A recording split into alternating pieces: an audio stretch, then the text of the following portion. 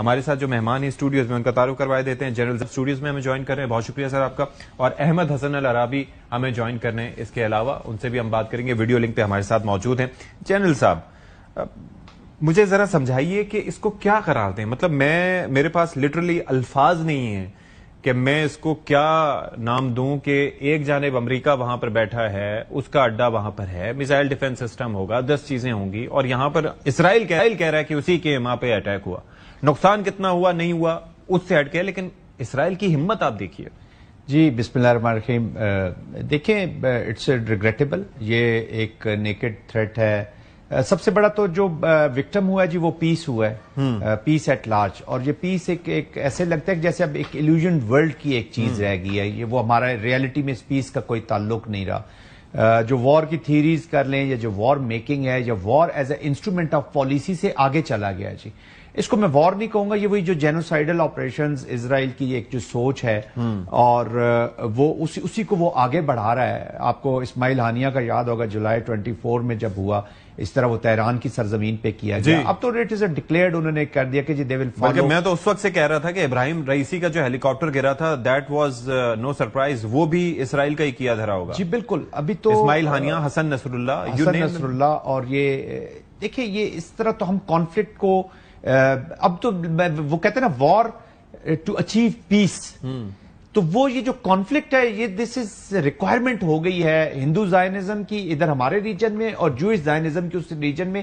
They need a conflict to give legitimacy to their own rules and power. اور جو ادھر جو ادھر اکھنڈ بھارت ہے اور وہاں پر گریٹر اسرائیل کے لیے دے نیڈ اے کانفلکٹ.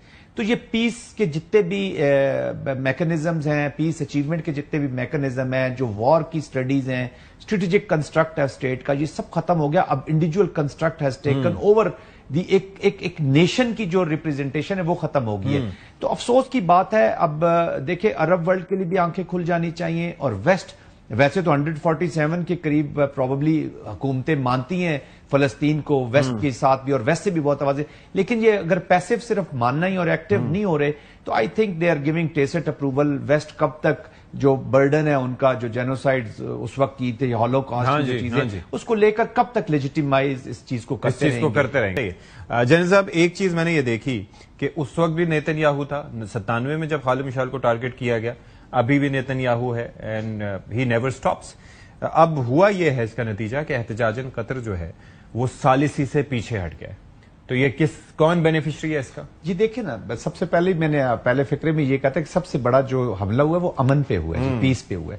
تو پیس, اچیومنٹ آف پیس کسی کا بھی آبجیکٹو نہیں رہا ہے, اور ان کو یہ کانفلکٹ چاہیے, ان کو فرکشن چاہیے. اور ان دونوں کی آپ پرسنالٹیز, میں بار بار انڈیا اور پاکستان, انڈیا اور اسرائیل کے اس لیے کنیکشن کرتا ہوں کہ ایک ہی فارمولا اپنایا ہوا ہے جی. تو اوور آل مسلم اسلامی فوبیا پھر انہوں نے کریٹ کیے ہوئے ہیں, یہ ساری چیزیں کر کے. اور unfortunately domestic politics is in the lead.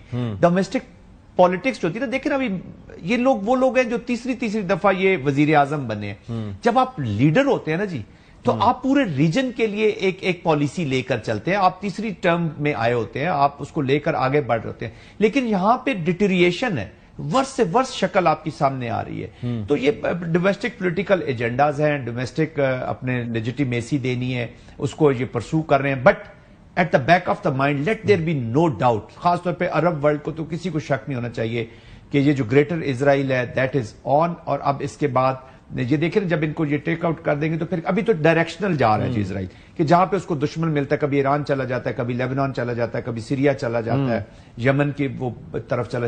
But اس کے بعد یہ تو ڈائریکشنل ہے, اس کو کرتا ہے, لیکن اس کے بعد اس نے کدھر جانا ہے؟ اب ویلی کی طرف ہی جائے گا نا پھر, اور سعودی عربیہ. تو آئی تھنک ان کے لیے بھی آنکھ کھولنے کا وقت آ گیا ہے. وقت تو آ گیا ہے, چاہے آپ نیشن اسٹیٹ سسٹم میں اپنا بزنس آف دا ڈے کریں یا آپ امہ کے بزنس آف دا ڈے کریں, تو you will have to do it. West سے امید رکھنا پیسولی وہ بہت چیزیں سپورٹ کر لیں گے, وہ ابھی اس برڈن سے ہی نہیں نکل رہے ہولوکاسٹ والے سے. ایسے پالیٹکس اینڈ گیلریز مجھے اتنا افیکٹو ہوتا نظر نہیں آتا. جنرل صاحب اب رہ کیا گیا ہے؟ ایک جانب تو میں دیکھ رہا ہوں یہ ساری سچویشن ہے, دوسری جانب اب سارے فون کر کے امیر قطر سے, سعودی عرب بھی کہہ رہا ہے کہ ہم ساتھ کھڑے ہیں, باقی بھی ملک اپنا رائے کا اظہار کر رہے ہیں. کیا ہو سکتا ہے اس کے اندر؟ دیکھیے نمبر 1 تو یہ ہونا ہے کہ غازہ تو انفارچونیٹلی جو فلسطین کا جو امیجیٹلی ہے اس کو تو ابھی پیچھے تو بچا کچھ نہیں ہے، ٹو بی ویری آنےسٹ. آپ ریئلٹی میں آپ دیکھیں دیٹس گون. عرب ورلڈ کو اور خاص طور پہ سعودی عربیہ، جارڈن، قطر، ان لوگوں کو یہ سمجھنے کی ضرورت ہے کہ ان کی پروٹیکٹیو مینوور از لائنگ کہ اس کانفلکٹ کو یہاں پہ کنٹین کیا جائے اور پھر اس کو پیس کی طرف لے جایا جائے by all means.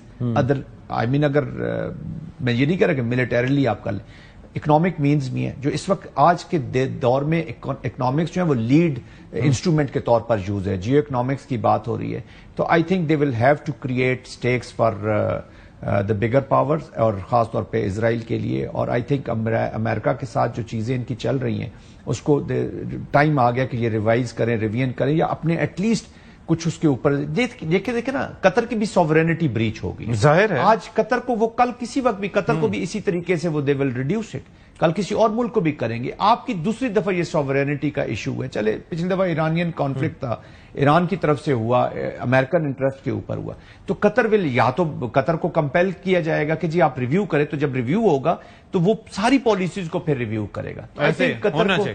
G Qatar will have to review. اور قطر کا جو ایفرٹ ہے اس کو ڈس ریسپیکٹ کی گئی ہے اور یہ بڑی امریکہ کو بھی یہ سوچنا ہوگا کہ ان کے اتنا امپورٹنٹ اسٹریٹجک الائے ہے تو اس کو آپ امبیرس کر رہے ہیں. آپ ان کے ود ان قطر دیکھیں نا ایک نفرت اپنی قیادت کے خلاف جنم لے سکتی ہے.